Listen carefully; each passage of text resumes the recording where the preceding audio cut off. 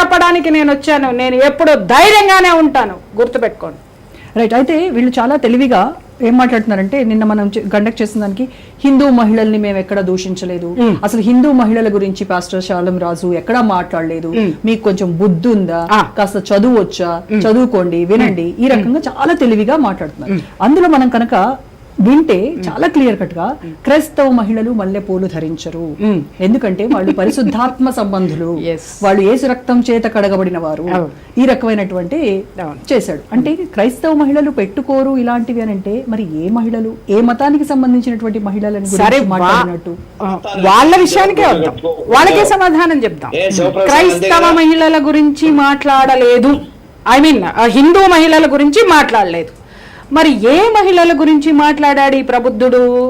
ఏమయ్యా, బజారు మహిళ అనేటటువంటి హక్కు నీకెవడిచ్చాడ్రా? ఎవడిచ్చినాడు? బజారు మహిళను పట్టుకొని బజారు మహిళ అని మాట్లాడేటటువంటి హక్కు నీ అమ్మ ఇచ్చిందా, లేకపోతే ఎవడిచ్చినాడు? నీ ప్రభు ఇచ్చినాడా? ఇక్కడ నేను మాట్లాడుతుంటే చాలా మందికి బాధేస్తుందేమో. ప్రభు ఏం చెప్పినాడు? అరే, మీ బైబిల్లోనే ఉంది కదా, ఒక ఆమె ఇలాంటి పరిస్థితుల్లో ఉన్నటువంటి ఆమెనే ప్రభువు ఏ విధంగా ఆమెని ఏ విధమైనటువంటి సన్మార్గం వైపు మళ్లించి ఆమెను హక్కున చేర్చుకుని ఆమెకు ఒక గౌరవాన్ని ఇచ్చినటువంటి కథ నీ బైబిల్లోనే ఉందరా రాస్కెల్. అది తెలుసుకో ఫస్ట్.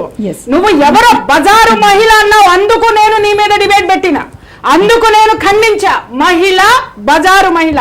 పైగా ఇందాక మీరు మాట్లాడారు, క్రిస్టల్ క్లియర్ గా అన్నాడు, క్రైస్తవులందరూ పరిశుద్ధాత్మలు, యేసు రక్తంతో కడిగిన వాళ్ళు. మరి అంత భయానకమైన రక్తంతో కడిగించుకునేటటువంటి ఈ హింసాత్ములకి మల్లెపూల యొక్క పవిత్రత, ఆ సహజమైనటువంటి ఇది వీళ్ళకేం తెలుసమ్మా? రక్తాలతో కడుక్కునే వాళ్ళకి ఇంత సున్నితమైనటువంటి భావాలు వీళ్ళకి ఏం తెలుసు? ఈ పవిత్రత వీళ్ళకేం తెలుసు? అది నేను ప్రశ్నిస్తున్నా. అది ప్రశ్నించడం వాళ్ళకి నేరం.